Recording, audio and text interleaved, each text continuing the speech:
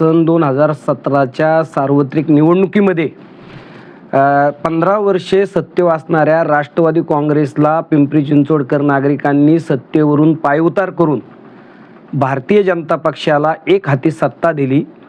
तदनंतर पुन्हा एकदा म्हणजे गत निवडणुकीमध्ये भारतीय जनता पक्षाला बहुमत देऊन या महापालिकेमध्ये सत्ता दिली। 2017च्या सार्वत्रिक निवडणुकीमध्ये महानगरपालिका असेल किंवा स्थायी समितीच्या माध्यमातून उपसूचनांचा विषय असेल, वाढीव खर्चाचा विषय असेल किंवा मुदतवाढीचा विषय असेल किंवा सल्लागार निवडणुकीचा विषय असेल, सार्वत्रिक निवडणूक 2017मध्ये अशा प्रकारचा राष्ट्रवादीचे सत्ताधारी लोक अशा प्रकारचा कारभार करतात आणि त्यामुळे या महानगरपालिकेमध्ये भय आणि भ्रष्टाचारमुक्त महापालिका आम्ही करू, या महापालिकेचा कारभार स्वच्छ, पारदर्शक आणि लोकाभिमुख करू, अशा प्रकारचं अभिवचन सत्ताधारी भारतीय जनता पक्षाचं होतं। उपसूचनांचा हा गंभीर विषय जो आहे या संदर्भात बोलत असताना या वर्षीच्या अंदाजपत्रकाच्या 60 कोटीच्या उपसूचनाचा विषय संपूर्ण महाराष्ट्रामध्ये गाजला आणि त्यामध्ये त्या उपसूचना चुकीच्या पद्धतीने कायद्याला सोडून माननीय महापालिका सभा असेल किंवा माननीय स्थायी समिती सभा असेल यांना फाट्यावर मारून 60 कोटीच्या उपसूचना त्या ठिकाणी मंजूर करण्यात आल्या, त्याची अदागी बिलांची करण्यात आली। या विषयावरती मोठ्या प्रमाणात चौकशीची मागणी झाली। इथले मुख्य लेखापाल श्री जैन यांना त्या संदर्भात त्यांची बदली करण्यात आली। प्रकरण आता चौकशी त्याची सुरू आहे। काल सोमवार होता, 27 जुलैच्या या सर्वसाधारण सभा महानगरपालिकेची होती।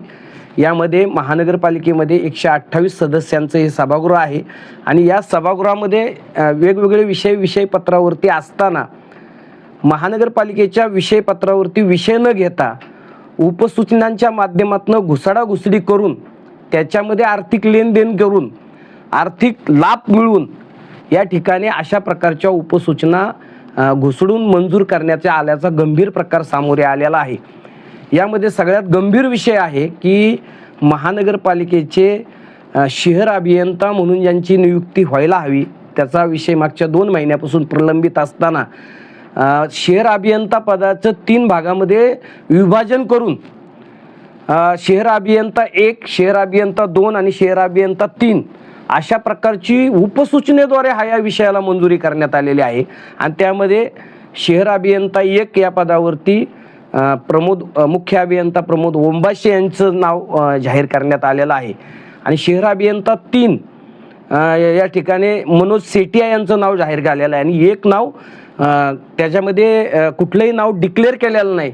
मात्र मुळशी दुर्घटनेतले जे जबाबदार अधिकारी आहे संजय कुलकर्णी या स्पर्धेत होते आणि ते 2 महिन्यांनी त्यांचं आता निलंबन केल्यामुळे ते आल्यानंतर त्यांच्याकरता ही राखीव जागा ठेवली का काय अशा प्रकारचा प्रश्न इथल्या सत्ताधारी पक्षाला आणि आयुक्त विजय सूर्यवंशी यांना आमचा आहे। त्याचबरोबर महानगरपालिकेच्या विविध कामांच्या संदर्भात त्यामध्ये महानगरपालिकेचं मुख्यालय आहे त्यामध्ये 280 कोटी रुपये विद्युत विषयक कामे, सिमेंट काँक्रिटीकरणाचे कामे, विविध विकास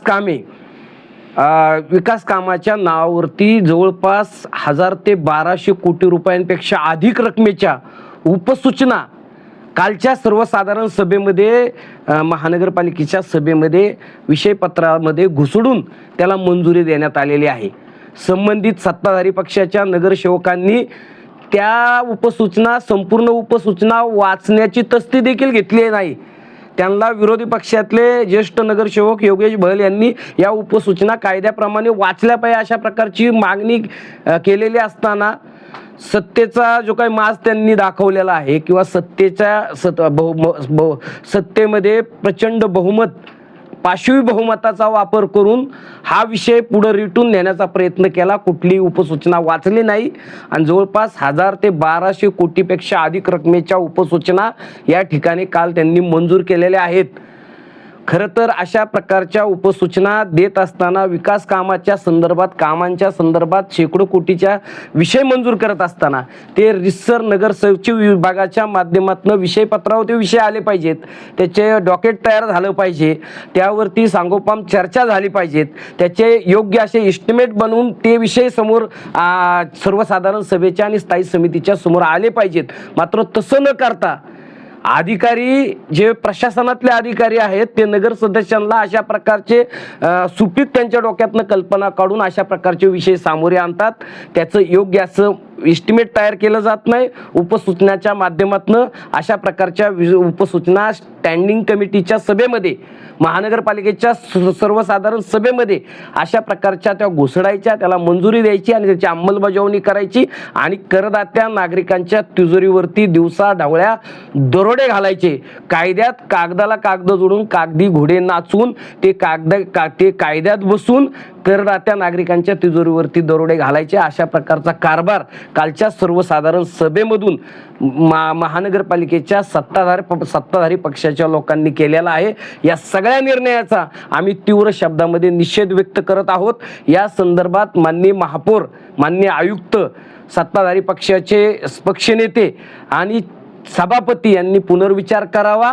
अन्यथा या संदर्भात राज्याचे मुख्यमंत्री देवेंद्र फडणवीस, उपमुख्यमंत्री एकनाथ शिंदे, पालकमंत्री सुनेत्राताई पवार यांच्याकडे या संदर्भात आम्ही तक्रार करून याची वरिष्ठ पातळीवर चौकशी करावी अशा प्रकारची मागणी करणार आहोत.